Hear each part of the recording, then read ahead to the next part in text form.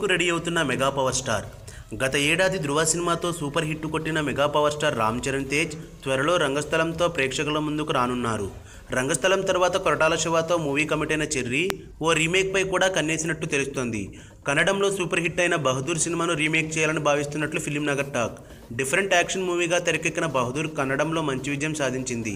బహదూర్ సినిమాను చూసి ముచ్చటపడ్డ అల్లు అరవింద్ ఆ సినిమా రీమేక్ రైట్స్ను కొనుగోలు చేసినట్లు శాండిల్వుడ్ వర్గాలు చెబుతున్నాయి. అల్లు అరవింద్ రామ్ చరణ్ను దృష్టిలో పెట్టుకునే ఈ సినిమా రీమేక్ రైట్స్ కొన్నారని, గీతా ఆర్ట్స్ బ్యానర్పై ఈ సినిమాను చెర్రీతో రీమేక్ చేస్తారని వార్తలు వస్తున్నాయి.